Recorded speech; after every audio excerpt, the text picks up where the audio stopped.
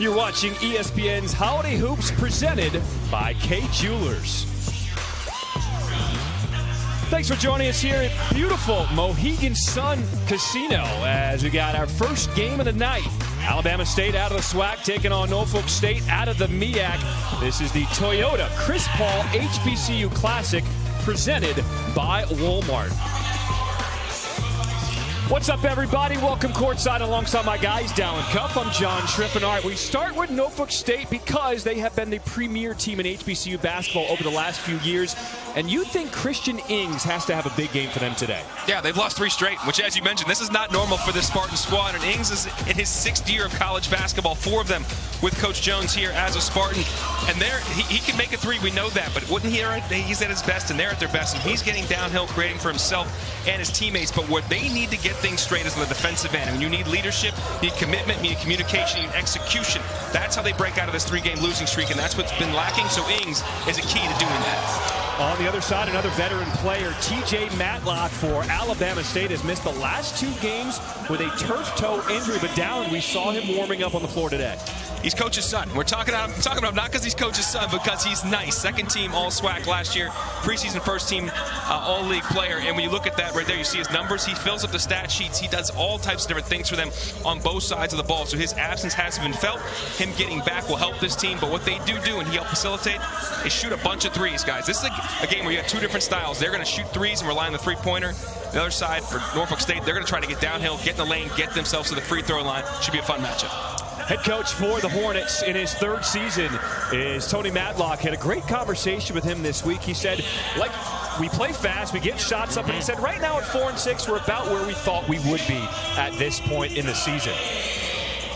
On the other side, the legend Robert Jones in his 12th season as the head coach of the Spartans. 3 straight seasons with 20 wins or more. But he said, you know what? I don't think about the numbers. I don't think about the stats. I love the fact that I can show up to work wearing sweats and sneakers. That's perspective, man. It feels like we don't wear sweats and sneakers, but we're stealing too. We got a fun job. He's got a great job, and he's done a great job at it. To his point now, they did win the MEAC regular season last year. They won the CIT. But they want to be in the NCAA tournament. They got knocked off by Howard, and Howard, represented the league, I should say, in the tournament last year. And this is, what was his line? You know, once you taste that filet mignon, you can't go back to bologna. So he wants them to get back to the big dance. I love how he put things in perspective, right? You know, there's so many games on the schedule, but he said this is an opportunity to get back on track. You lose 3 in a row. This means a lot. Norfolk State has never lost in this Chris Paul Challenge. This is their 3rd appearance here, and he challenged his players and said, look, guys, you don't want to be that first group that loses a game here in this challenge. He ain't lying, and this matters. And this is, you got like opponents, you got your peers right now as you get ready for league play. Now you're playing 2 SWAC opponents the next 2 days. You got to show up and get this thing right if you're a Spartan. I'm excited to get this thing going. Alabama State in the black, Norfolk State in the green, and the Spartans have won the tip as Christian Ings will walk it up the floor.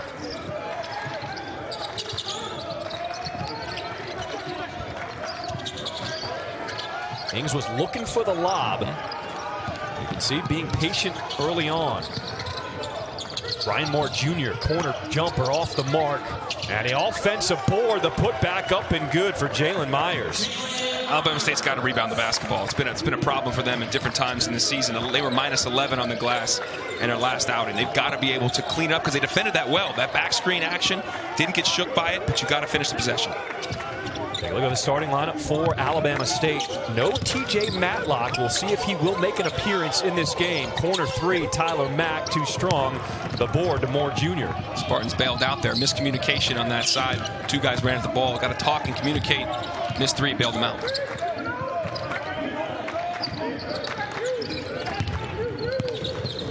Ding on the deck, picks up his dribble. Extra pass into the corner, darted. And the Hornets trying to push the pace. Man, the Alabama State, the Hornets will look to get up 3s. They're top 20 in the nation in terms of 3-point shots taken per field goal. Almost 50% of their shots are from the 3-point line. That's the key for the Spartans. Run them off the line, make them take contested 2s. In this zone, you got to point and talk again. Last possession, it's like they didn't know what they were in. Defensively, they were better locked into in this possession. Get the rebound. Here's Darden going coast to coast, missing, but the putback again is Jalen Myers. There's this quick pace. Every team feels like they want to play fast, but that's a fine line between fast and under control. Absolutely, and this is, again, your point, they're top 80 in the nation in pace, but you can't turn the ball over, which they've been good at. They do play fast, but they don't turn it over a lot. One of the lowest turnover rates in the nation, but there was just forcing a bad position.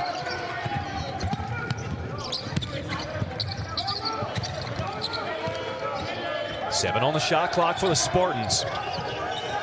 Moore Jr. dancing with it.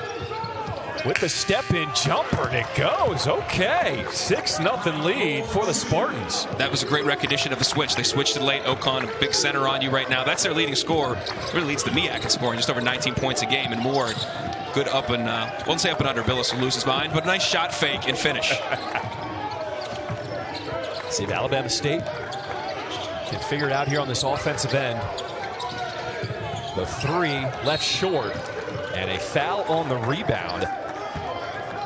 As the Bugs, 7'1" senior from Nigeria, Ubong Okon, they call him UB, had position and drew the foul. UB did not want to be here, though. On an island with Brian Moore is not where you want to be, and you see him step and pass, good ball fake just at the end of the shot clock. That is poise, that is understanding by the Murray State transfer, showing you why he's getting almost 20 a game.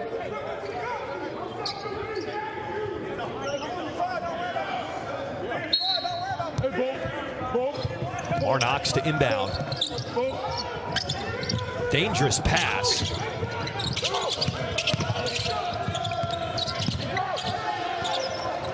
Nothing has been easy for Alabama State to start this game. The hounding D, but a nice drive, and the lay-in goes for C.J. Hines.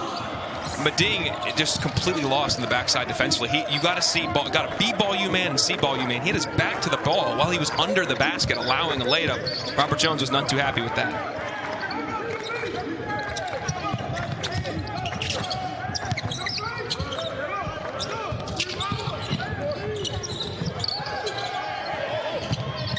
Darden off the bounce, lost it, and good defensive possession by Tyler Mack.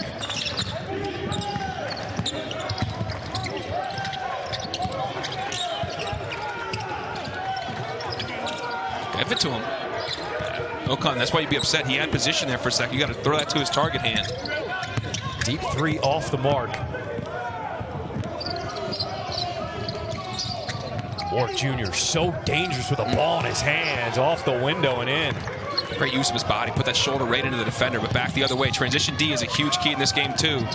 Amar Knox. What do you think of this pace early on? Yeah, there is. There's no doubt about it. It's up and down, but that's the way Tony Matlock wants to play. As Darden comes back down and hits a wide-open step-in three, the shot quality for the Spartans right now is way above where it is for the Hornets. Timeout on the floor. It's been all Norfolk State to start this game. ESPN's exclusive presentation of college basketball is brought to you by Walmart, presenting sponsor of the Toyota Chris Paul HBCU Classic. And State Farm, like a good neighbor. State Farm is there. And Toyota. Let's go places. Sun, timeout called by Alabama State. They're getting up and down, but they're not getting quality shots. Tony Madlock wants to settle his guys down. They want to play at pace, but you got to take good shots. And you see right now, they're 82nd in the nation in terms of pace and how fast they play. They do not turn it over, which is great.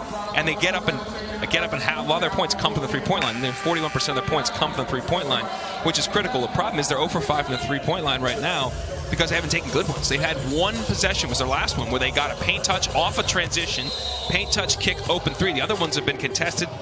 Offensively, they've been a little stagnant. Norfolk State's zone defense is causing problems for them right now. Even against a zone, it's got to be ball movement, player movement. You can use the bounce to get in the teeth of defense and kick it out.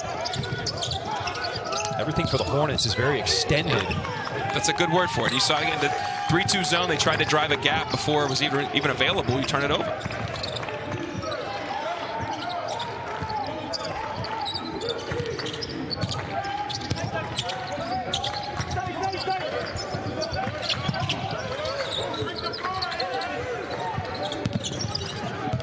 Moore's been effective off the bounce.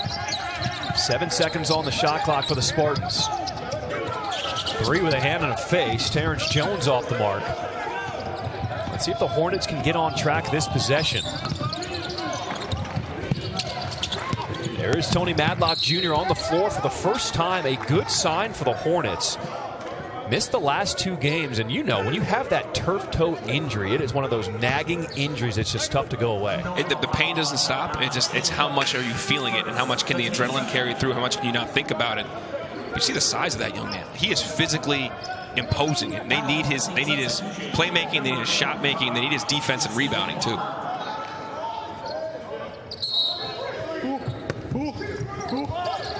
Norfolk State zoning out of the inbounds and really just stationary from the Hornets. Nobody moved. Darden picks off that inbound pass. Norfolk State with an 11-2 lead here in this first half.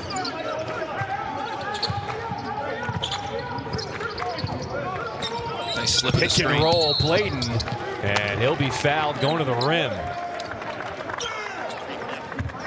Last possession, they ran out in the horn set too. When you have 2 guys screening up top, 2 in the corner. This time they slipped right out of it. Nice job by Bladen. Good read to drop it off to him. Again, Alabama State, both on offense and defense, is just a step behind in everything they need to do to play and beat a very good Norfolk State team.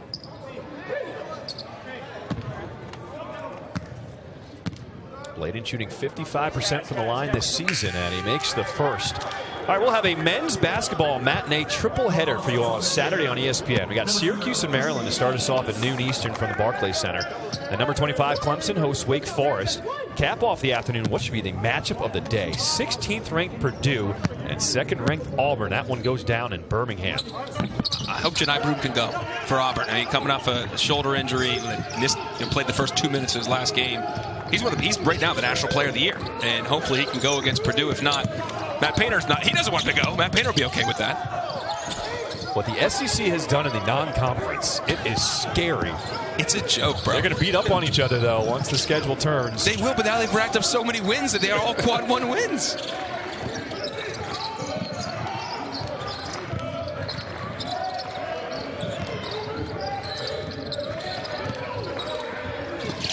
Ings looks at the shot clock. He sees it at 9. Elbow jumper. And a foul on the rebound. They're going to call that one against Alabama State. The few really good defensive possessions Alabama State has had, they've not cleaned up their glass. Again, minus against UT Martin in the last outing on the glass. 14 second chance points. And here, it's a simple call on Hines, but now it's also going to lead to shots. Hey, you good? Drop fish. Yeah, we Chris over here. Hey, Jack, you by yourself? I know. Christian Ings knocks down the first free throw. The graduate student out of Philadelphia, Pennsylvania. Coach Jones said he is having the best season of his career because he's getting to be a consistent player. And you can see the guy at 6'2" getting in there, crashing the glass. Yeah, he's his 6th year of college basketball. 2 at Rider, transfers to Norfolk State, had some injury issues, the COVID year. So when you're going through a rough time, you need your veterans that have had the success. He played on that team that went to the NCAA tournament. He's won the MEAC regular season multiple times. Like, they need to lean on him. And again, this press has slowed down Alabama State, and then they get back into this zone. It has been, look at it, it's so effective. So many deflections, and Alabama State playing on their heels right now. How many paint touches have we seen on this end of the floor for Alabama State? 3, maybe? We saw the layup, and we saw a layup. We saw a paint touch in transition, but in the half court, almost none. And now when they're in this like 3-2, you've got to be able to attack the gaps, the elbows where the free throw line are, into the corner, and play out of that. But I will say this, credit to the Spartans, because Coach Jones said they're not as active as they need to be. They're not as aggressive defensively. They've been really connected and playing hard. Now that's playing a little too hard, not smart. So TJ Madlock fouled shooting 3, so he will get to the free throw line.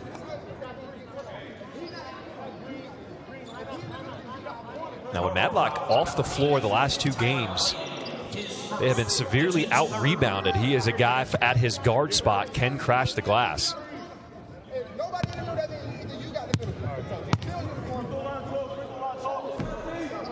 He knocks down the first of 3 as Alabama State still trying to find their rhythm on this end of the floor. It's part of the problem with an injury like turf toe, too. To find your rhythm, usually when you're practicing, you want to go through full shoot-arounds. You can't always do that. Like, it affects your ability to just prepare for the game, not just play in the game. Tony Madlock played it Memphis, was an assistant coach with Penny Hardaway at Memphis, and he said he learned so much from Coach Hardaway. He said, because Coach Hardaway coached his son. So he said, now I know how to coach my son. Yeah. He said, there's some nuances to it, so you don't give him preferential treatment. Off the free throw, throwing it up. And Bladen lays it in. Nice job by Darden to make the and the 2-on-1. He made the defender commit, and then he dropped it off. Look at everybody in the Spartans pointing and talking. Everybody, there's so much communication right now as they pass off cutters and pass off guys moving through their zones. Everything on the perimeter for the Hornets. Inside. And a foul called as just Stephen Walker will get to the free throw line.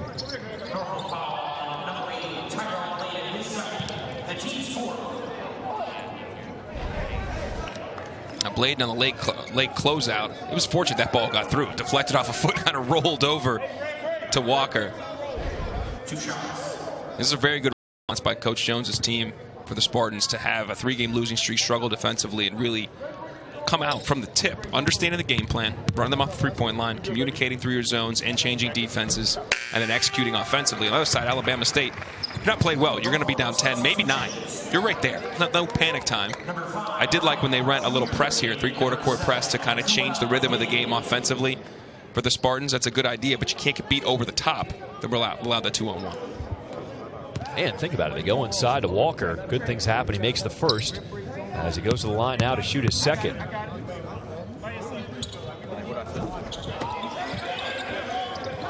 Chris Fields Jr. on the floor for the first time. Pulls down that rebound for the Spartans.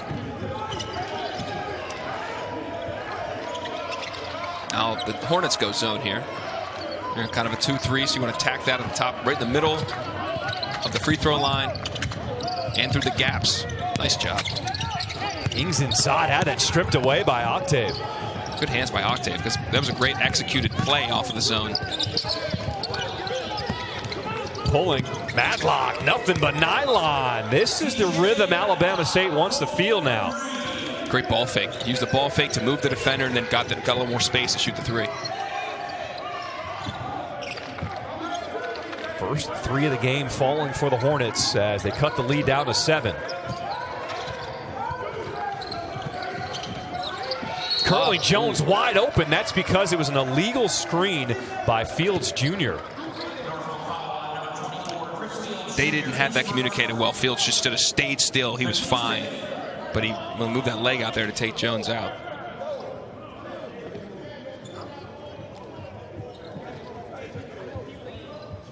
Robert Jones Jr. when I asked him, what's the identity of your team? He said, we are a defensive team that can score.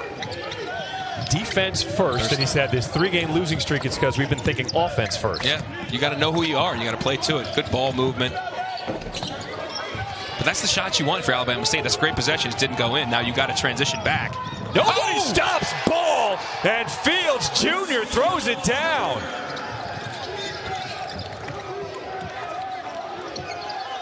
Norfolk State bench loving it. As they should. And you were right. Nobody stopped the ball. We got the cavalry's coming again. That's a good foul by Simpson right there. Almost was a 4-on-2. How about this coast to coast by Chris Fields Jr.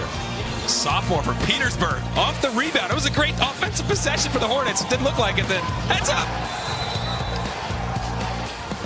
Big fella. Let him know.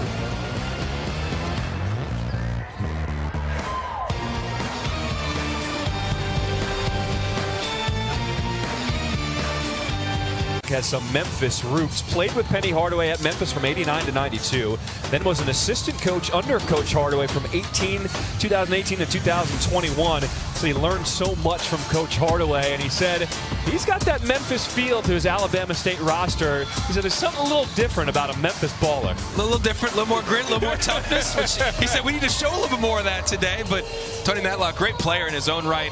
Was on that '92 team that went to Elite 8, and they were backcourt mates. And Tony Matlock, sure, he would say he taught Penny a little bit on the court when they were younger men, and then when he was at Memphis, how to coach his son as a little tutelage turned the other way. Tony Matlock was brought in to turn this program around. Has not had a winning season at Alabama State since 2015. But he said he has the support from the president, athletic director, and he said money is not an issue. Anytime I ask for something, I get it. So he said, I feel like we're trending in the right direction.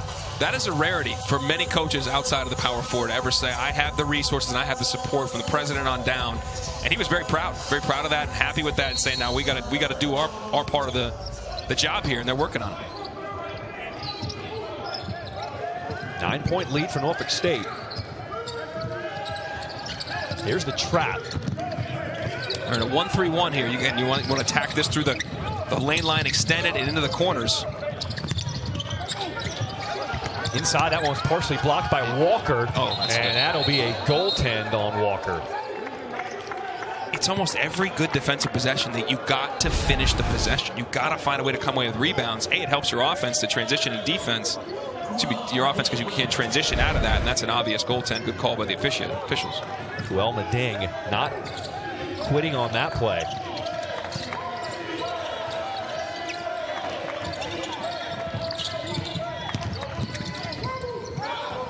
Bottled up, going nowhere. Another turnover. Moore Jr. running the floor. Yeah, he wanted the and one on that one. I think he has a bit of a gripe there. But right now, whenever they get a stop, it is like a jailbreak situation the other way. They've been really good in transition, executing odd man breaks.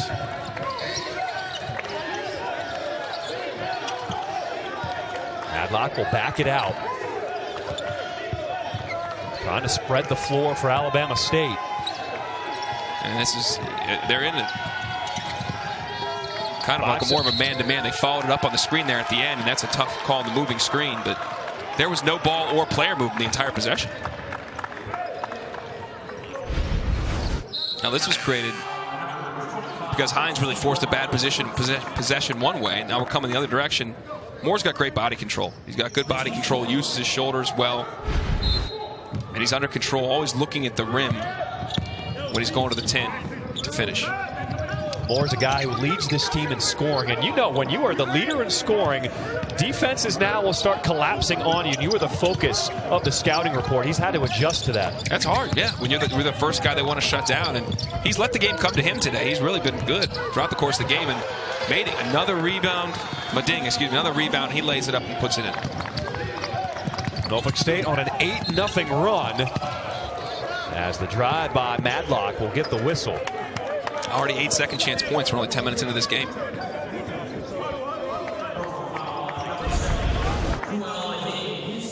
See Meding. Now Madlock is there. You've got Meding. Yes, you're giving up a lot of advantage. You got to move him out. He's a bigger body. As soon as that thing goes up, 20 in black, got to put a body on him and start moving him back. Now that's a good sign for Norfolk State because Kuelma Ding has been challenged this season, saying his motor has not been to the level that they've been looking for, and they want him to continue to fight, get on the glass, because they think he could be a pro. Yeah, and Coach Jones said, not a pro over in Europe. He's talking about the NBA. He's talking about in the league, in the association.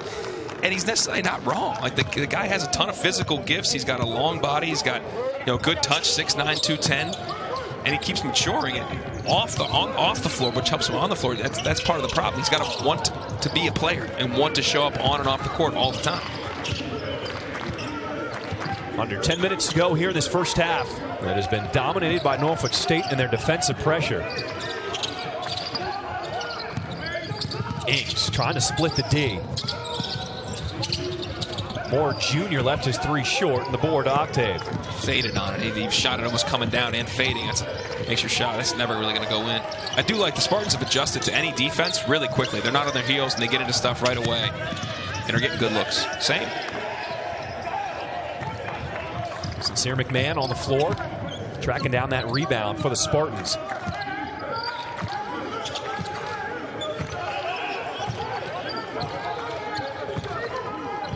Nice job by Hines to tell Jones to move over. It's almost like two guys are playing one spot on that zone. Moore Jr., that mid-range. Use the window, fellas. You can still do it. You're still allowed to do it. Deep three by Simpson. And on the rebound, Big UB will be fouled.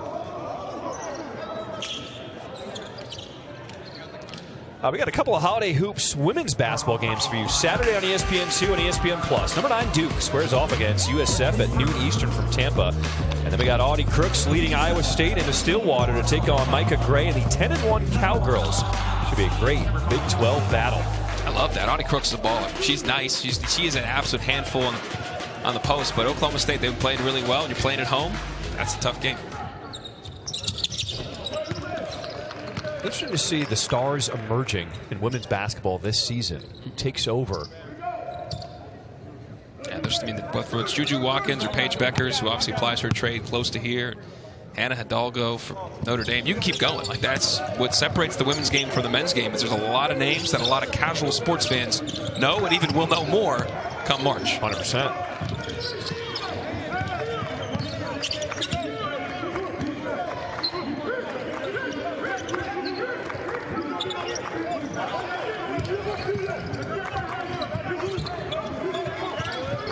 4-guard lineup for Norfolk State right now to try to combat this zone. Never got any penetration on the pass or the bounce. Now you're 4 seconds of the shot clock. Ings has got to get up a deep one. Oh, and he hits it with a hand in his face. As soon as you let it go, I'm like, that looks good. And that's a real problem because, again, you play a good defensive possession and they bury it from 24 with a hand in your grill. That is deflating. It has been that kind of night for the Spartans. Working off of 2 feet, knocks off the mark. Out ahead, McMahon with the easy lay-in. Amar Knox has been neutralized in this game, but that was he did get downhill. He got his 2 feet in the paint. That was a good drive at the right time to break things down, but he averages 16 a game. He's struggling to get in the flow right now, and that's indicative of this whole Hornet squad right now. Tough shot by C.J. Hines. Never saved it under a hoop. You never want to poo-poo hustle play, but you can't just throw it back in on your own basket. They got bailed out by a missed layup there. Coach Robert Jones from Norfolk State said, we're coming in here with an edge. We know we have a target on our back here in this HBCU Classic, and you can tell the Spartans came ready to play here from the tip. They really did, and you're right. They're 4-0 in this event. The 2 years they played in it. McMahon, he's fouled shooting a 3, so he will get to the free throw line. Well, the guards for Norfolk State, they have been running all over the place here in this first half. Whether it's in transition, changing defenses, they are playing on the front foot. They're comfortable in Ings. When you're doing this, you're in real trouble if you're a Hornets fan. And McMahon also in transition again. Whether it's make or miss, they've been able to beat the Hornets down the floor. That's just too easy. They're rolling up 16. Let's see if the Tigers can hang in. Robert Jones in his 12th season trying to get back to the Big Dance. Haven't been there the last 2 years. And you see the shooting percentage on the floor. Hornets 14% in this first half. It's about, for that disparity is shot quality and second chance points. You're getting rebounds, 8 second chance points for Norfolk State right now. And also they're out in transition, whether it's changing defenses, they've been on the front foot attacking. Whereas Alabama State, because they can't get rebounds, they can't play a transition. They need to play at pace. They need to make threes. They're not able to do either one of those right now. So McMahon makes 2 of 3. They need to get him going. 2 years ago, the transfer from Winthrop, he averaged double figures. He is coming as a shooter, and they want him to light it up. And that zone, that three-quarter court press is not about turning you over. That's just about slowing down the dance, making them burn some shot clock, and then making them work with less shot clock against this zone, which has been really effective. Knox hanging, and that one just ripped away by Myers. That's really well defended by Melo Baines. Straight up, straight down, rule of verticality. Defending the rim very well.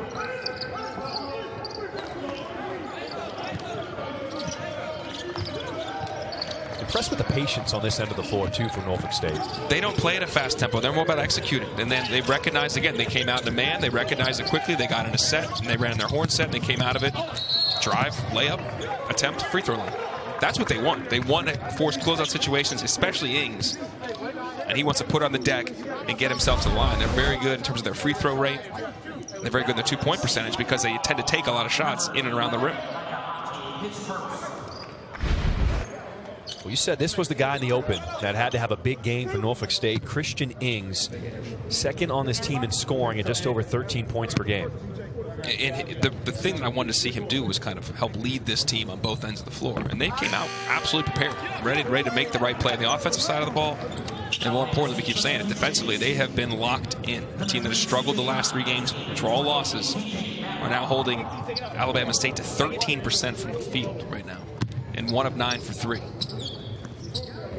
Robert Jones, head coach, has a way of getting his message across, and you can tell his team got the message. Well, the Hornets made 17 threes last time. I mean, that's it too. We need to share the ball, play for each other. Right. And this Alabama State team, guys, made 17 threes. Be ready. And they've been ready. They've been communicating on every action, every possession to limit those good looks. They've gotten 9 threes up. 2 of them have been good looks. They made 1 of them. Alabama State's got to get it across. Ooh. And a foul before the travel.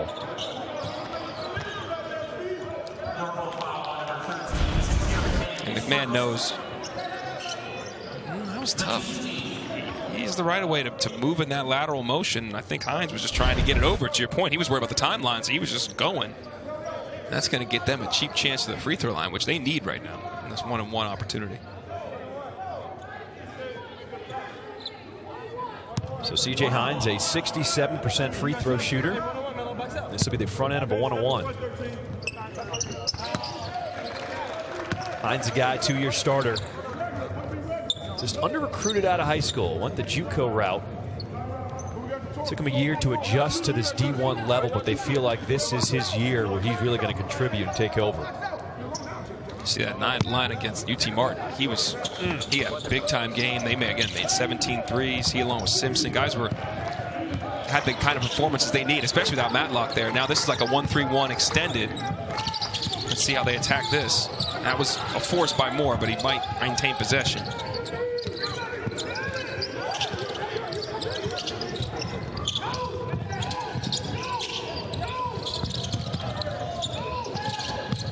Good ball movement by Norfolk, just going side to side, making this zone shift.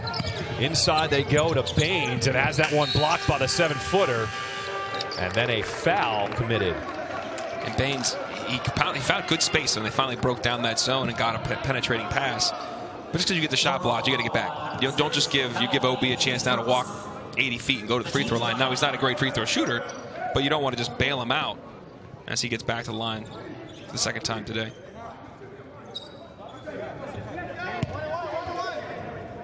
He's 2 for 2. He is 2 for 2. Coming in the season, 3 for 6. Not a huge sample size, but. So another 1-on-1 for Alabama State at the line.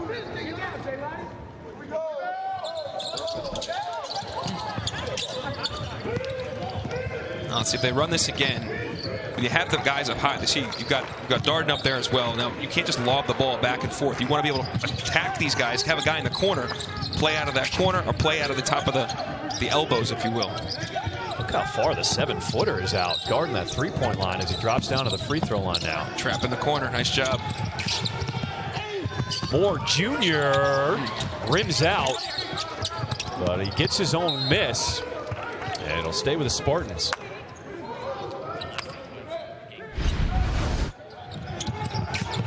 Explosive. That's just the player making a play. You're bailing out a teammate because there's 2 on the ball, and once he gets rid of it, he's able to get downhill, and then a heads-up play to keep possession of it.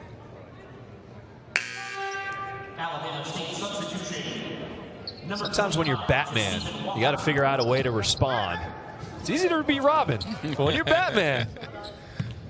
I thought it was great what Coach Jones was saying when making the Batman analogy. So when the back to him goes up, you got to respond. Right. From up your point. But he goes, you ain't Alfred out here either. The Butler's getting thrown on the bus too. Moore Jr. said, I could be Batman. Just you wait. There it is. He's showing you.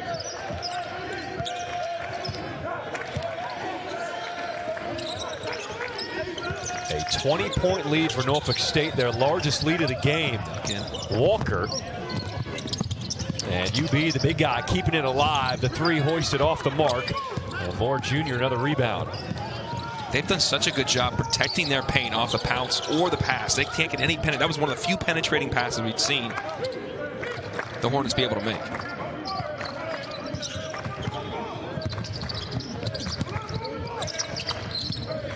Man looking inside, he lets it fly. TJ Madlock comes down with a head of steam, and he will be fouled in transition by Darden. Over 8 minutes. No field goals from the floor from Alabama State. Yeah, I feel like a broken record. The Spartans have been locked in defensively, communicating in that zone, and Alabama State has lacked player movement, ball movement, the ability to drive against the zone, make two-play one where you can kick. And because they can't get stops in the defensive end clean and get going and transition the other way, they've grounded to a half-court game. The Spartans want that. The Hornets do not.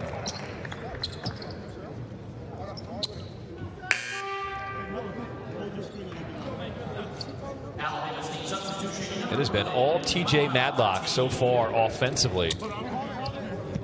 He's got 9 points right now. Perfect 6 of 6 from the free throw line. And he's now in double figures. Back in this 1-3-1 again.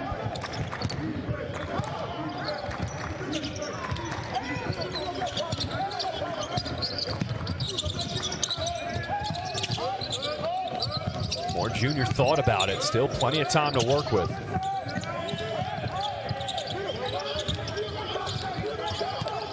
Darden directs traffic, 5 on the shot clock. Someone's got to look at the rim now. They go to Moore Jr. And Baines over the back and puts it in off the window. Do I need to say it again? Another good defensive possession, but if you don't get the rebound, it doesn't matter. And in a turnover, we've had a bunch of those. Here's the leak out. And Brian Moore Jr. adds 2 more.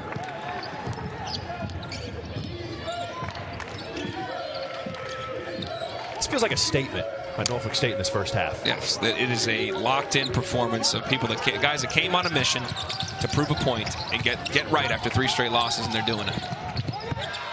Madlock cut off and a turnover. Norfolk State trying to get back in the win column with a big lead here in this first half.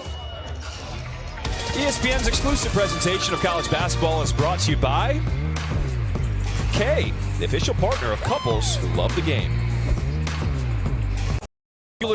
Time report, there are plenty of good games this weekend. It's not just the college football playoffs. If you're a hoops fan, there are a ton of good matchups. Purdue, Auburn, Wake Forest, Clemson, and UCLA, North Carolina going down this weekend. This would usually be a weekend where you'd have the poinsettia ball on. People are like, I'll walk into college basketball.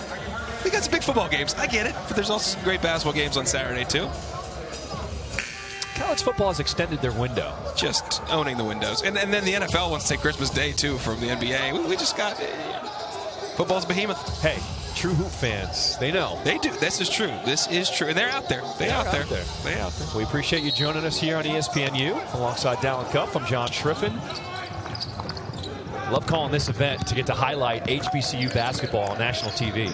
Yeah, and right now, I'll tell you, the Spartans are taking that stage and making, as you said earlier, making a statement with that opportunity. And Robert Jones and his crew showing what they can do and what hopefully they look to do in the MEAC this year. Myers, and he will draw the whistle, weaving through and finding a hole in that defense inside. And it's funny, Coach Jones says, sometimes when we're on TV, people talk about how we're just in the tournament every year. He said, people forget we haven't been there in 2 years. He remembers. I think a lot of us have seen their success. Nice job slipping off that kind of like double high ball screen by Jalen Myers. But yeah, these guys remember it because last year they won the league, the regular season. You got in one big league, you got to put it all together. 3 games in 3 days, or 4 games in 4 days, or 2 games in 2 days, whatever your league may be, and you got to get there. So that can erase all the great stuff that happened. And that's the sad part. When you hit the level of success they've had, you can win your regular season, you can win the CIT, but he said, but it's the season feels like a failure because their bar and their expectation is just the NCAA tournament, and that is a brutally high bar. They have set the standard in HBCU basketball.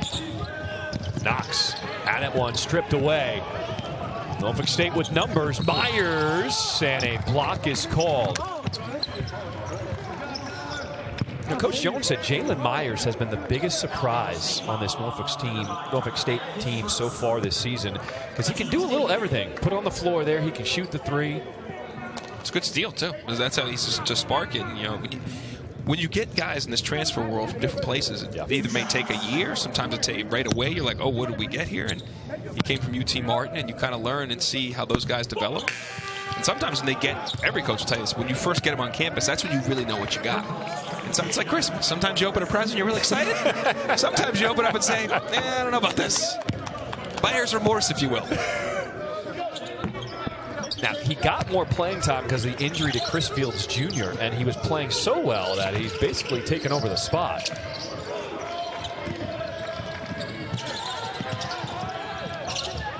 Oh, dangerous pass. The level of pace, Alabama State wants to play with pace, but like John Wooden said, be quick but don't hurry. They are hurried. They are harried in almost everything they do. Good rebound and putback, which they needed from Walker there, but their brain and bodies are moving faster than they're capable of right now, and that's credit to Norfolk State, speeding them up at times, and then when they have them in the zone, they're just making bad decisions. 2 minutes coming to me. I'm putting it up. Half. Down. I said, I need a shot go up. I felt it. I was about to rip the jacket off to make sure I could get full extension. Fully tailored suits. It's a little snug. I got to say, I came out of retirement. I didn't play in 11 years. Played an old man league game 2 weeks ago. And I was sore for the next 7 days. Yeah.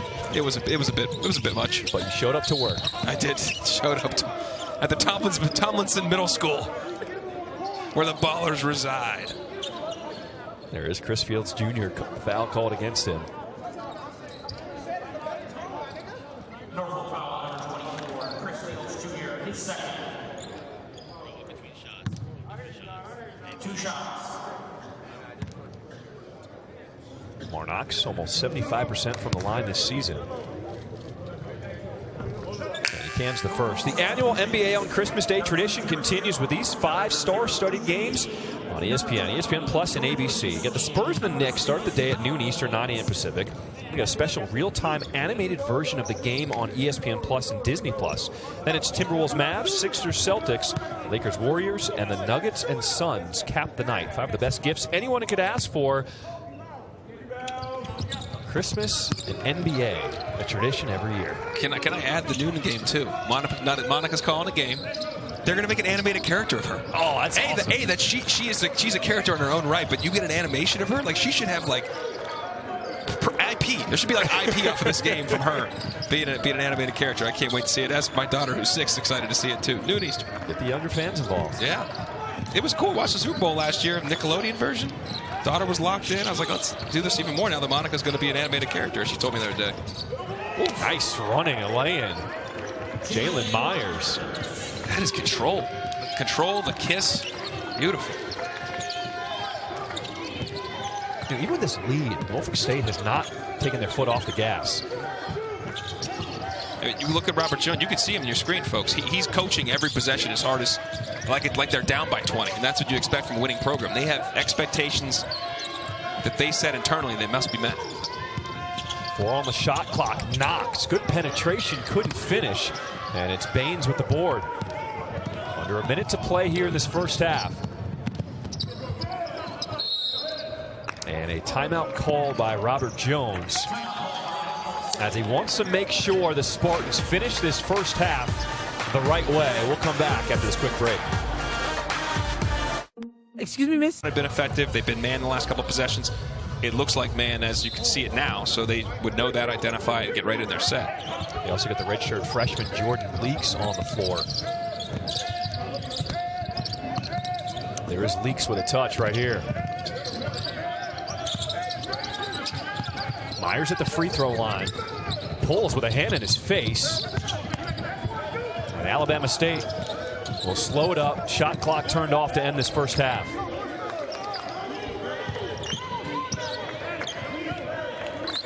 This is the slowest they played in this first half. Yeah.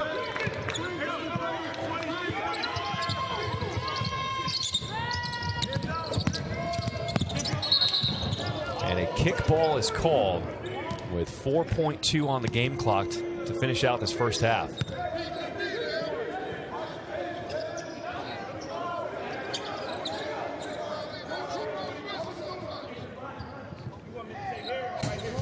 Janetta Evans, the official, responding to the crowd because it is quiet here. Hines to inbound. Simpson at the horn and off the mark. Norfolk State out of the MEAC. making a statement in that first half. They lead into the break 44-21. Dominating performance, both sides. Spartans clicking from everywhere. From the outside, they had the D going and running the floor. Okay, Chris Fields Jr. We are at the half here in Connecticut. You're watching ESPN's Holiday Hoops presented by Kay Jewelers. We welcome you back to the Toyota Chris Paul HBCU Classic presented by Walmart. Back inside the Mohegan Sun Arena here in Uncasville, Connecticut, alongside Dallin Cuff. I'm John Triffin. Well, the story of that first half, Norfolk State came to play. And execute on both sides of the ball. Now you got your leading scorer in Brian Moore, leading the way with 10 points, but not force the issue. You see here just good control of his body, finishing past the defender. We knew rebounding was an issue for the Hornets, and it's reared its head. 6 offensive boards for the Spartans. They've scored on every single one. They are 6 offensive rebounds, 12 points. Even when they've had good possessions, they've not finished them, which has hurt them offensively because they can't transition out. And this has been a transition for the Spartans, too. They've been very comfortable, whether it's getting stops or the turnovers they've generated, getting out and scoring ahead of the defense. They're doing everything they want, playing the game and dictating on their terms. And then we don't stop the ball. That happens. Uh-oh. Fields, let them know. Let's take a look at some of the stats from that first half. Shooting percentages, 55% to 14%. Yeah, this is a team that you can't win with 14%, but also this is also a team that has to make threes, the Hornets. 45% of their offense comes from the three-point line. They have to be able to make shots, and they can't right now because the defense, they're extending they're defending really well within their zone. They're not getting overextended, allowing penetration and kicks. They're continuing to keep guys in front. They communicate, they contest, they rebound, and they get out. They're in complete control of this game right now. Alabama State has to, A, get clean stops, play faster to hopefully play ahead of the defense because the zone has really affected them, and then be able to play together, share the ball a little more, and make some shots. Alabama State 1 for 11 from downtown in that first half. Let's see if they get some better looks as we start the second half. The Hornets in black, the Spartans in the green.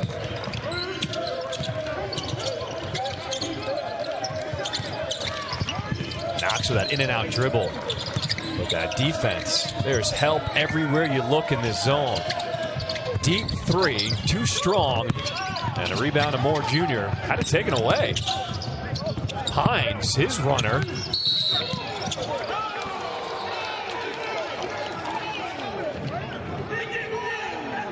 A foul called on Alabama State.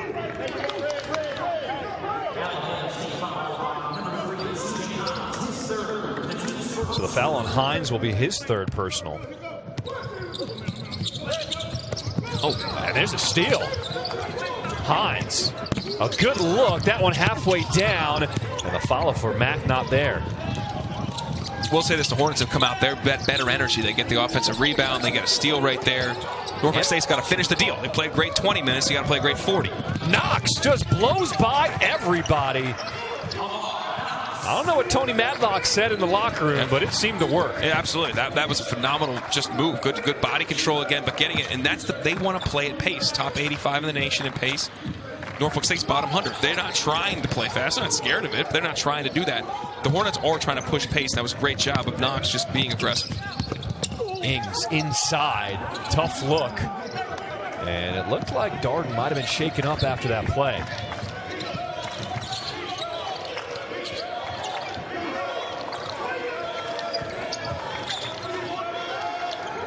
Darden's struggling. He keeps blinking his eyes. Top of the key there. Screen set. Hines will get rid of it. Knox, crossover, elbow jumper, cans it. A good start to the second half for Alabama State. And he's their leading scorer. He needs to perform right now. This is a big start to him in the second half. Knox averages almost 16 points per game. He's got 6.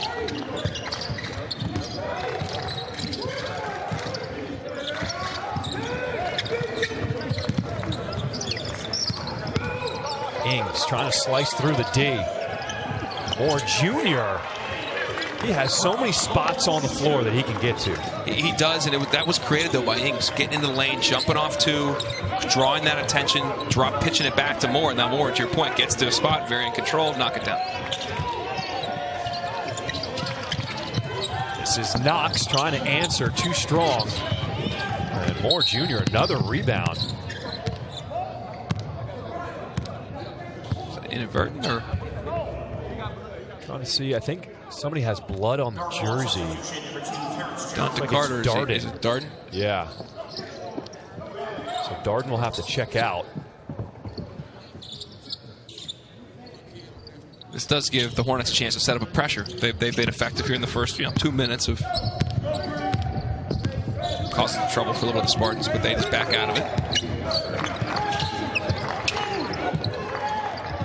Ings has been the facilitator for Norfolk State. Now he's got that mismatch. Yeah, they're switching everything. A lot of contact. They're letting them play. Simpson all the way to the rim as Alabama State gets the steal. Mack calls for it. So it's like a different Alabama State team. The level of energy, especially the defensive end, it's been a much better 4 minutes they put in here. And if they made some layups, they'd be even closer right now. But Knock got his own miss. Mack, the long one, still cannot find the range from deep. Alabama State just 1 for 14 three-point range.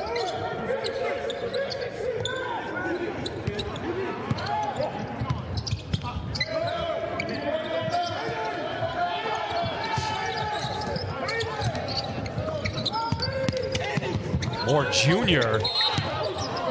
And a foul is called. That's going to be on the big man, UB. That's unfortunate because he was in the right position. But the rule, he can occupy that space from the floor to the roof. And as you watch as he drives, he breaks that plane with his arms. They come forward, and you don't need to do that. If he goes straight up, he'll have a great contest, and that's not a foul.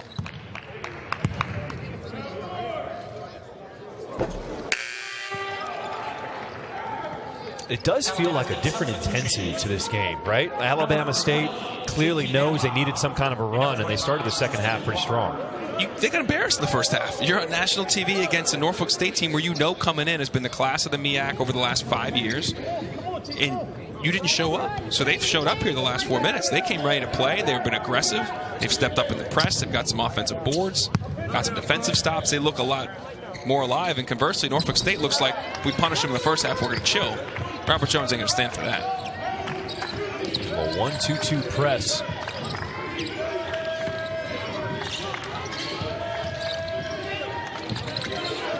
Drive. There you go. Hines gets by his man, and a reach-in foul is going to be called against the Spartans. Immediate timeout on the floor as Alabama State is down by 20. Plenty of time here in the second half.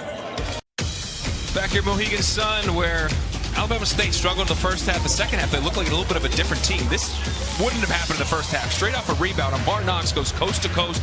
Aggressive, poor transition D by the Spartans. The leading scorer on the Hornets makes them pay. And now back the other way. That's what he can do. You know he's got a good pull-up game. He gets in rhythm. They've been playing on the front foot. He's got 6 points, averages almost 16. But you look at his numbers at halftime. He had 2 points, was kind of anonymous. He came in looking to put his imprint in the game. That's a Memphis hooper right there. There you go. Amar Knox, the redshirt sophomore from Memphis, Tennessee.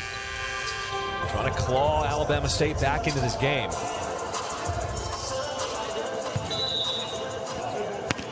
It'll be Matlock up inbound. Matlock was the inbounder, now the shooter, and he misses everything.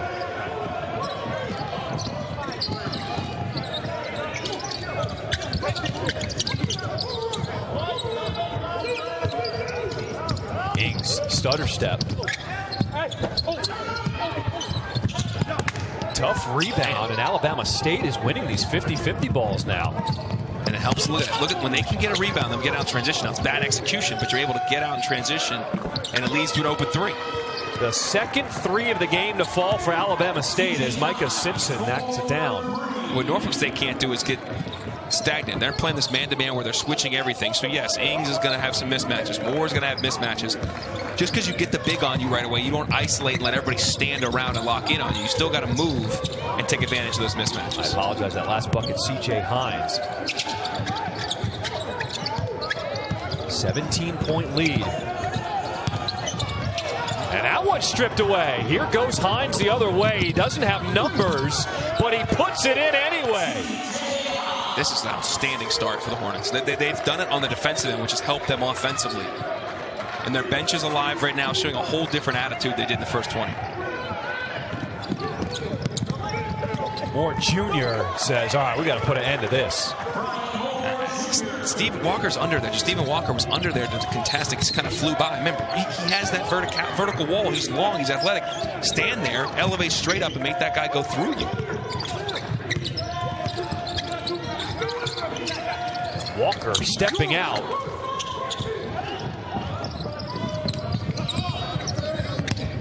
Ings turns the corner with a Euro, and he will draw the contact.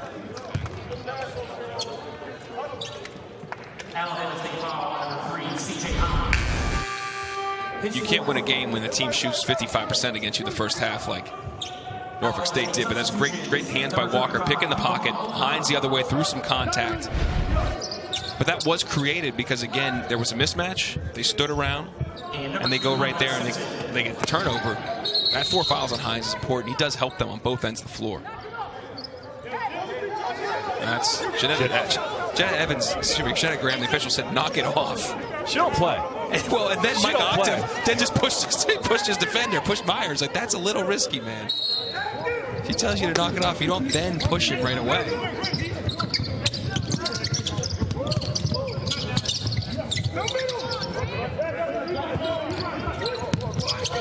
Good job by Myers. Slipped out of there, and they confused it. They were going to switch it, but he slipped before the setting screen. They both went with him, leaving Jones open. Norfolk State taking a big haymaker to start the second half, but they have answered with a counter of their own. The lead at 19. Jump hook no good by UB. Great deep post position. He just sat on Meding, and he couldn't get around him.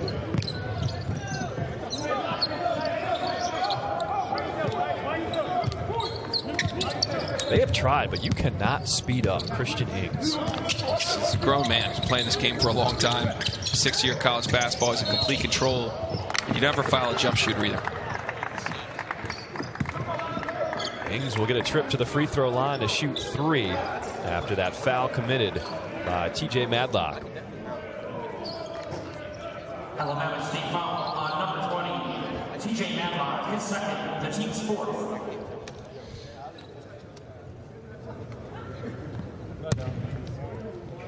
Three shots.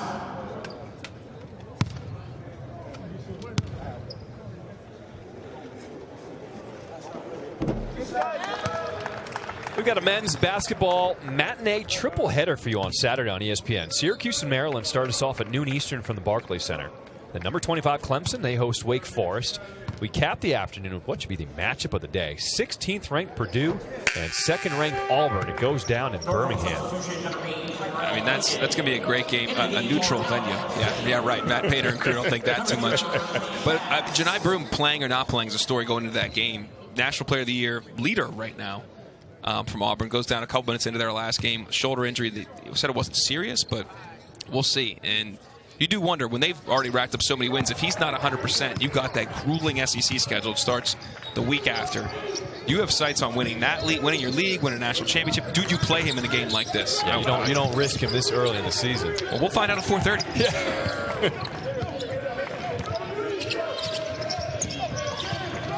Look at UB just trying to sit and post up and get a touchdown there. Coming close to 3 seconds. There it is. Yep. And 3 second is called by Jeanette Graham.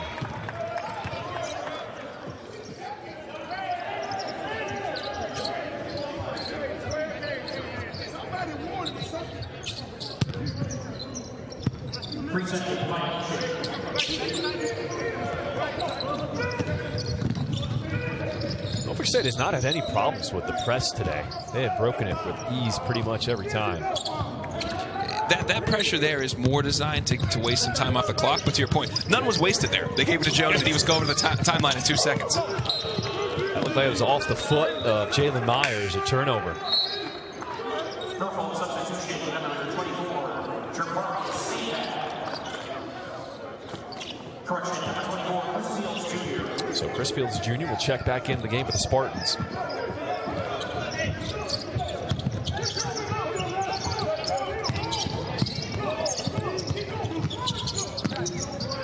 Three-ball corner pocket.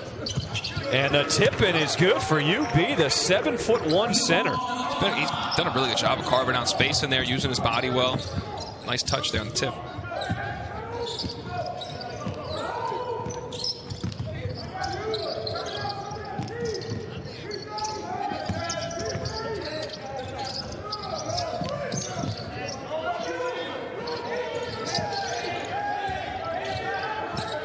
Six on the shot clock. Bladen setting that screen, so Ings has the mismatch. The scoop shot no good. Good D by Alabama State. Throwing it up and throwing it down, and Deontay pass. Nice look by Matlock, too. Made sure the defender committed, just laid it up nicely to him to throw it down.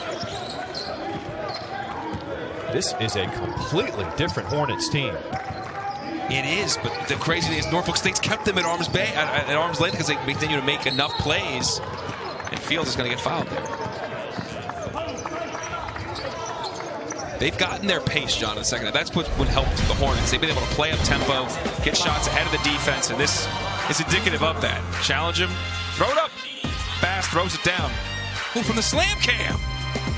Still not 18.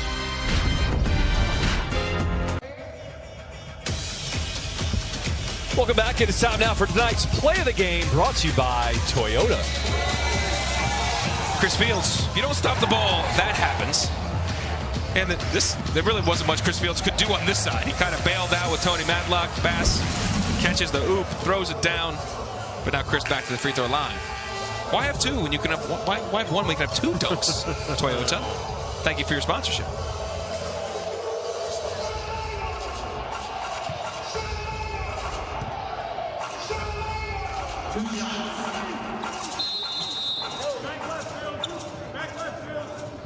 It's cool this Chris Paul Challenge moves around every single year. We've seen it in Vegas and Phoenix, here in Connecticut. It's great because obviously different places, there are by and large almost all the HBCUs are east of the Mississippi River. But having them in Vegas, having them in Phoenix made those events feel big, get the teams out there, get their fans out there, which is really cool. And obviously having the East Coast here, it's easier to get to. Mohegan Sun, great venue to host this as well. And it means a lot to the players to have Chris Paul put his name and his money and his sponsorship and get all the support, because they all look up to him. Yeah, Future Hall of Famer, what he has done, and it means a lot to them to be on the floor, as it looks like we're going to have... He just came down weird, oddly. That's a big guy with a lot of weight, 7'1", 230. And he is having trouble putting weight on that right foot. That would be a huge loss for Alabama State. All right, let's take a look down at what happened.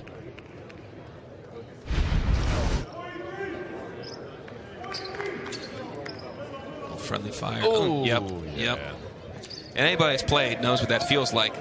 What we don't know is to be 7'1", 230 and know what that feels like. So we hope he's okay.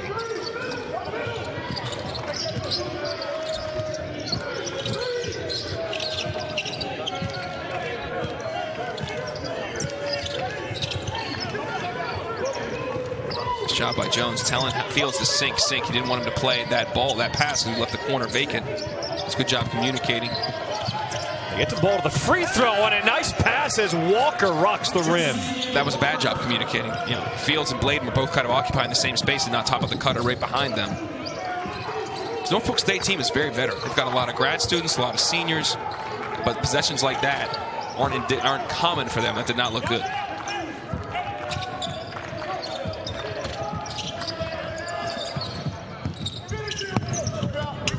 Runner off the mark, but Bladen just swooping in for the putback. Transfer from Ryder. Good hands.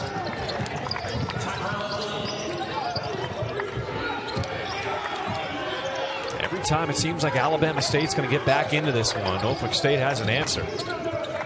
And every time. And Alabama State shot 10 more field goals Norfolk State has in this half. They've gotten offensive rebounds. They've gotten better looks. Norfolk State's had trouble turning it over, but they've made critical baskets at key times just to keep this thing And a good, healthy lead. Knox just had to get it up, and we'll say that's a pass to Walker. Let's see if the official scorekeeper goes with you on that one. The lead is cut to 16. But this is the end where the Hornets need to get a stop. Assist by Knox, says the scorekeeper. Okay. There you go. In the holiday spirit. And they're very giving, very giving. Jones had it stripped, and it'll stay here. And we'll stay here. I remember one year we played at Harvard, who had the #1 guy in the system in the country, Elliot Prase Freeman, all name team.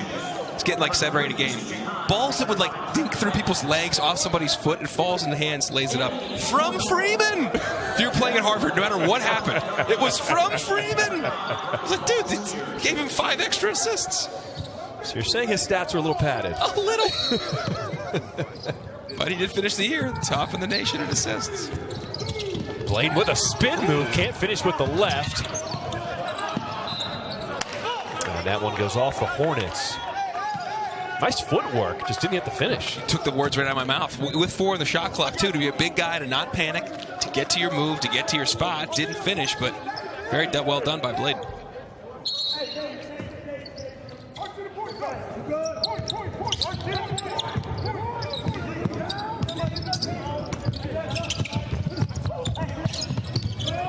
Now, defenses have been trying to force Moore Jr. to go to his left. Here he goes right. Cut off.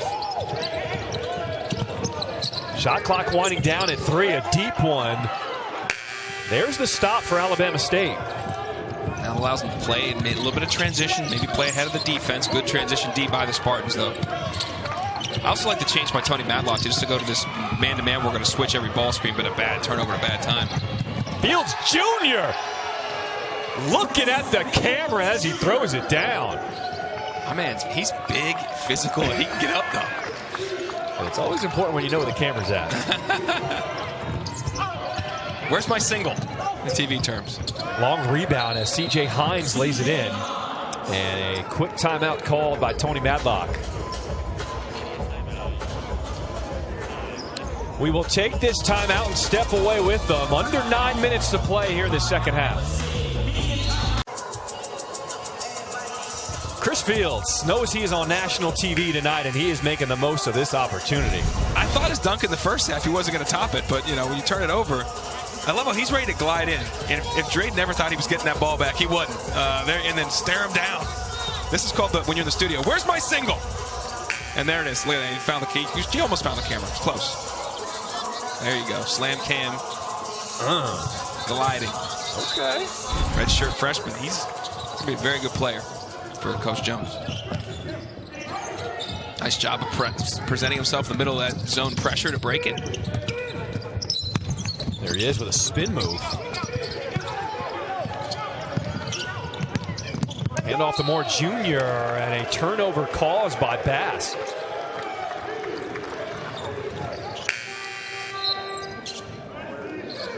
Bass is a guy who's providing some good minutes off the bench right now for Alabama State. Yeah, he's provided really good minutes. It was a good switch there to stay in control. But Moore has, the one thing he has done in the second half is force his positions a little bit that weren't the best. He's got 5 turnovers now. It's only negative knock on him today. Look at the field goal shooting, the difference between the first and the second half for the Hornets. And a lot of that is because their defense has helped their offense play ahead of this zone. It's been a bit of a bugaboo for them. Shot clock winding down. It's at 4. Madlock. Too strong. Bass tries to keep it alive. And a strong two-handed rebound by Bladen. Robert Jones says, let's just back this thing out and run the clock. ISO for Fields. Oh, Fields lowers his shoulder. No whistle. And he'll get to the free throw line. They are letting a lot of physicality play out here in Connecticut. Mohegan Sun. Ooh.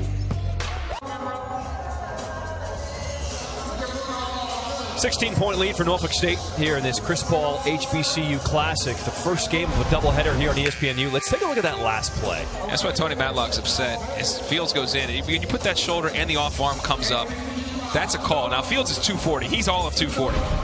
TJ Matlock is listed at $190. I don't believe that at all. To move that man, that is a foul. So that was a little bit of a missed call, and Tony Matlock was upset. Sometimes you can tell when the officials know they got it wrong. He was on the floor.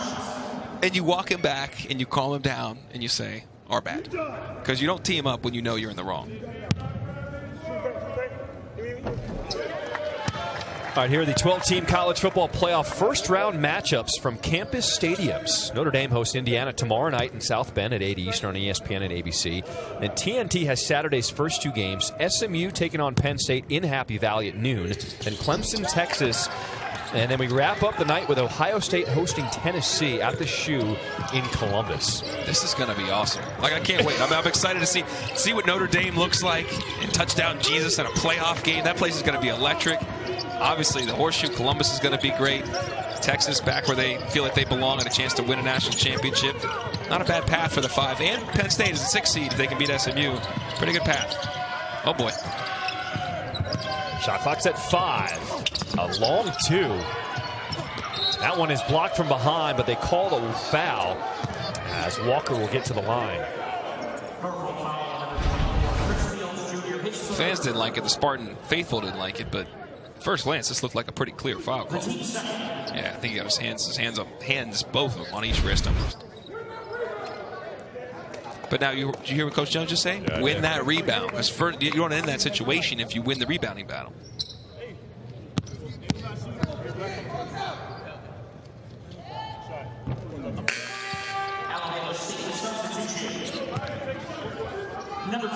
That's just a 3rd missed free throw for Alabama State today.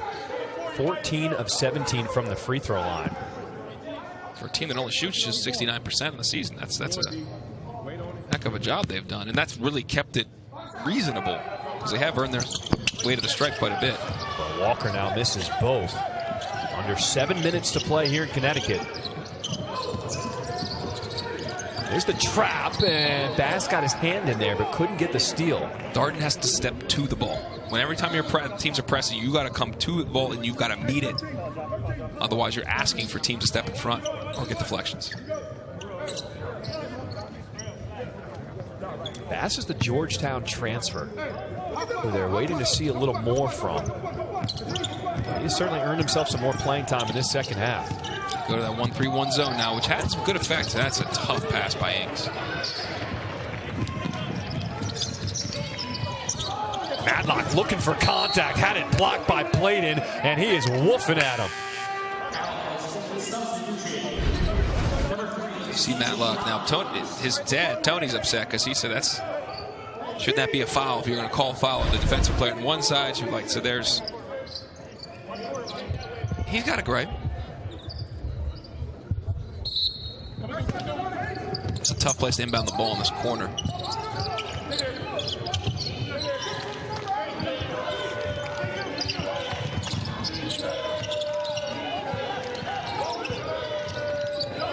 Hines, who's been playing with those 4 fouls on the floor, he'll take a 3. That is a tough shot. Okay, we know Alabama State wants to take 3s, but that when it gets to the second, third side, or you get 2 feet in the paint, you get a kick out. Settling for that one's tough. Alabama State 2 for 21 from downtown tonight. 40% of their offense comes from three-point line. That's 15th in the nation. If they don't make 3s, it's hard for them to compete. A travel called on Fields as he was banging again with Matlock.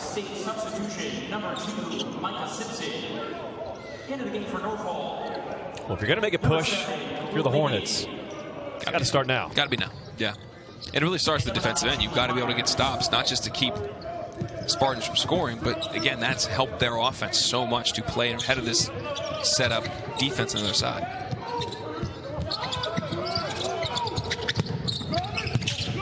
Terrible closeout by Meding. Matlock through the contact, gets the and 1.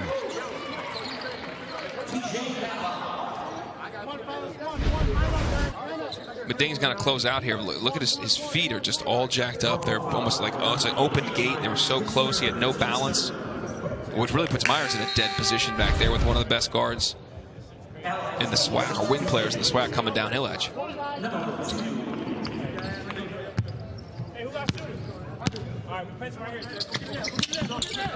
Missing the free throw. 3 straight free throw misses. You make those, again, you're chipping away at this thing. That's what you're saying for Tony Matlock. Hey, guys, if we get it to 10 by the 4 under 4, we're right there. Well, it's 13 points. It should be 13. You've given away 3. Darden gets to the rim.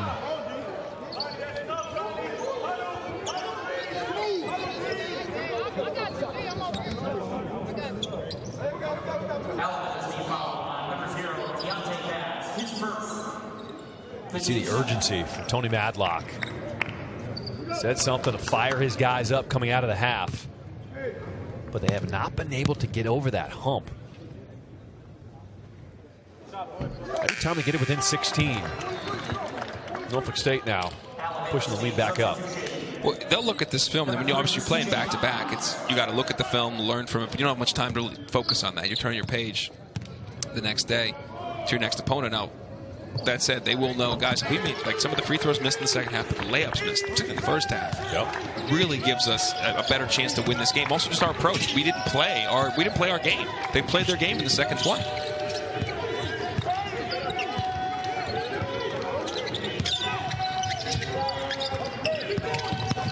Matlock just lowers his head. He said, I'm getting to the bucket. Too easy. Yeah, it's a tough matchup. So, I mean, Darden's giving up a ton of body there. And again, it wasn't the best closeout. Matlock getting right by him. Too much contact there on the outside as Simpson called for the reach-in. This is basically essentially a clear out. He goes to work. And still not an easy finish, but tough matchup. So Norfolk State in the bonus. This will be the front end of a 1-and-1 for Christian Ings.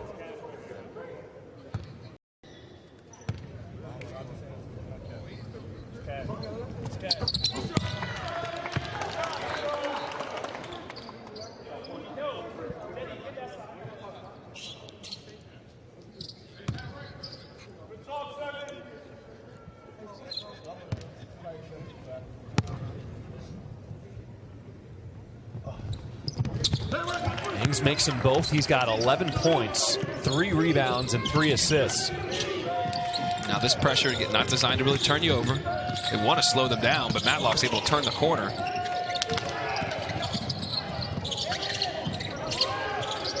Hines, top of the key.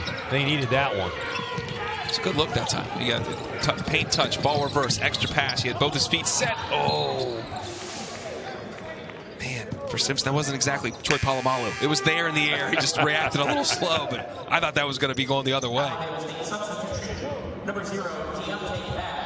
Norfolk State has not valued the ball in the second half. They have had 6 turnovers the first 6 minutes. They've pitched it around a little bit. No matter what the score is, you got to play to your standard where your team, when your program of their level.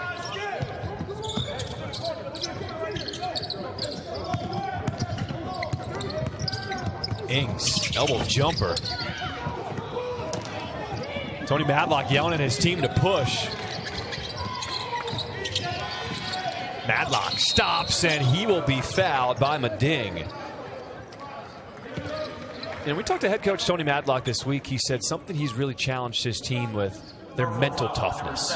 Whether they've been down or up this season, he said, there have been times where we just let things go and take our foot off the gas.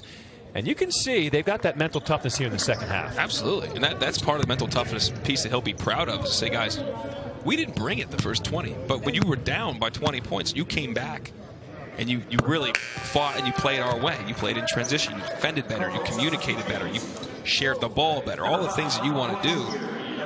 And part of toughness is doing the little things against a good opponent that you know are going to take away the things that they expect. Can you do the little things? You get this box out here, loose ball here.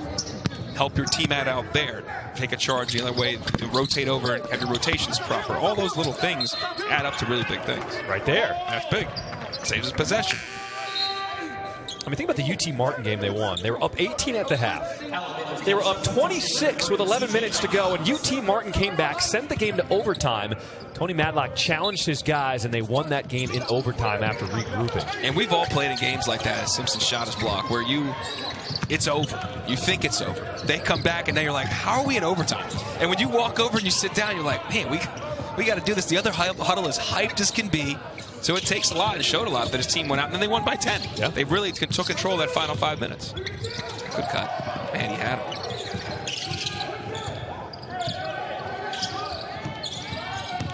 Moore Jr. high off the glass, no good. And Knox, he's got numbers. Pass to Madlock and one. TJ Madlock has stepped it up.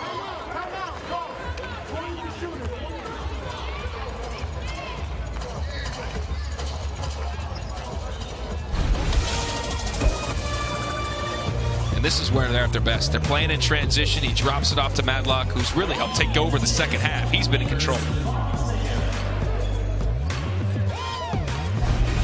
ESPN 64-49 lead over Alabama State. It is now time for tonight's Player of the Game, brought to you by Walmart. And we give it to Brian Moore. And now I really think in the second half, as mentioned, he's struggled a little bit. He's their leading scorer at just over 19 a game. But particularly, he set the tone in the first half. He wasn't sped up. He was making the right shots, the right plays. And defensively, he, along with Ings, really helped set a tone that this is how we're going to guard, we're going to communicate, we're going to rebound. They did all the little things, and they blew this game open, and they've maintained, this is the closest it's been, really, since the first half. So they've maintained a healthy advantage, and he's been a huge reason why. Now, the reason it's the closest it's been is because of TJ Madlock. He has scored the last 7 points for Alabama State, as he will get to the line to try to convert the three-point play. It seems like he's just made a decision. I'm just going right to the rim. Yes. He's a big dude. He's a talented dude. So he's just like, I'm going. He's basically saying, I'm not settling. He has forced the issue, but not in bad situations. He's getting them off rip moves, and he missed another free throw, getting them off transition. He's done things in the flow of the offense, especially in the second half. As we mentioned, the first, he's coming back after missing 2 games with the turf toe injury. It's hard to get your rhythm. He's got it now. Dangerous pass. Moore Jr. finds the extra one in the corner. McMahon. Loose ball, and it's Alabama State.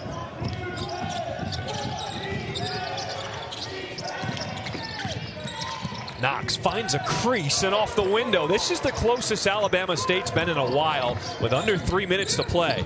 You can't stop playing it for the Spartans. And I've already said they've not Robert Jones will still not be happy about the full 40 minutes. I think he'll say, guys, that 20 is great. We need to play like 40 minutes of basketball. Drop it off. There you go. Two-hand slam by Kuel Mading. Because they sent a message in the first half and you took your foot off the gas. You got to continue to, again, keep those expectations at a certain level. He'll be happy to win. But, guys, there's still a lot of teaching from this tape.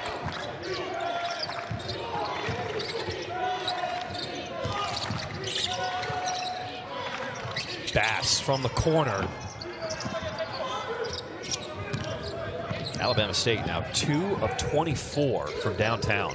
I mean, talk about a broken record when I say 41% of their offense comes from three-point line. That's 15th in the nation. If they don't make threes, it is really hard for them to win games. Mading. And Bass skying through. Under 2 minutes to play in the second half. Pump fake, step back, Simpson. Just not falling here tonight.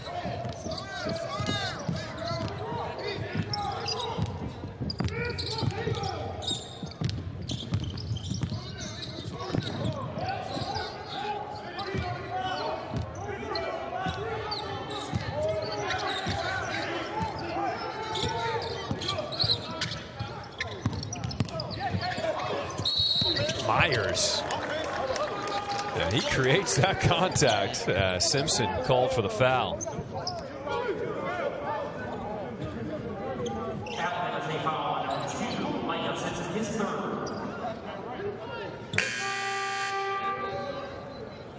Jalen Myers, the best free throw shooter on the team at 96% on the season. 24-25 he came in. That is strong. It's pretty good. It's pretty good. And no, I don't believe in the announcer jinx. Nah. Don't believe in that noise. Nah. Myers, you knock this down. Do it. How about Terrence Jones is 23 for 25 on the year? It's crazy.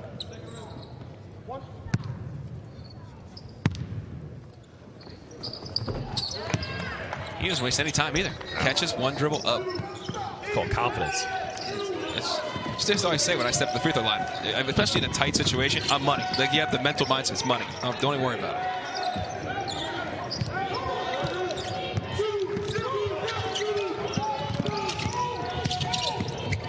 Hines.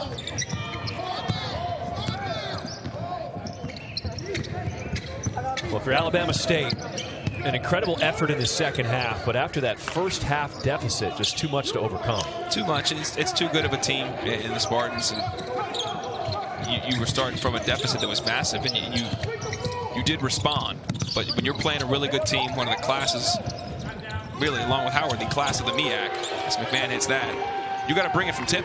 You got to execute the game plan. You got to bring it emotionally and mentally and physically. They did not, and they were punished because Norfolk State did. The lead back to 20. Mack will launch and nail a three. Tyler Mack, just the third three to fall for Alabama State here tonight.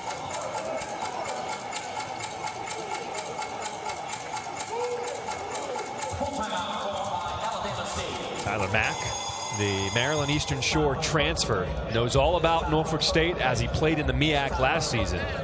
Absolutely. And then you have a little familiarity with this team, too. A nice kick out, good extra pass, strokes it.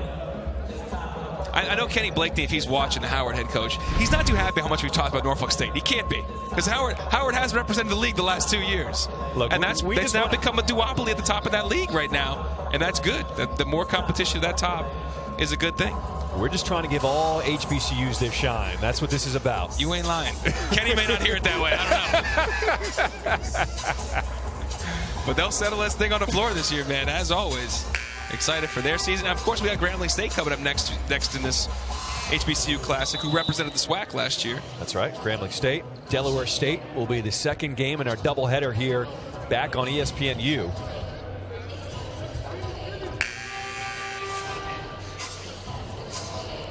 The other thing about these games that are so important, a lot of these schools, you know, with the state of college basketball, they have to go and play on the road, tougher environments, and a lot of bye games. Yes. These are like versus like, and that's why this is really the true test and where you're at in your season at this point. Exactly right. And playing those bye games is hard, but Grambling State's schedule, at least by Ken Palm, is the 11th hardest schedule in the nation to this point.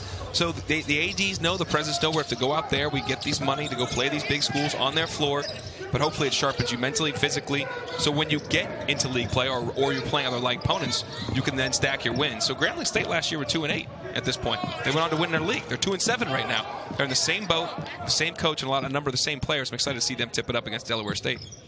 With the shot clock turned off, Norfolk State will just dribble this one out. An impressive first half. They followed it up with another second half. And the Spartans get a 71-54 win, representing the MEAC. Commanding performance. I know Robert Jones will have a couple things to say about that second half. But that first 20 is about as good as you can get. When you lost 3 straight, they responded to what he was asking them. And from tip, they were outstanding. It was Brian Moore Jr. leading the way with 15 points. Christian Ings added 11. For Dallin Cup, I'm John Schriffensen. So long from Connecticut. All games airing on ESPN networks are also streaming live and archived on the ESPN app. This has been a presentation of ESPN. Stay with us. We will have Delaware State coming up on ESPNU after a short break.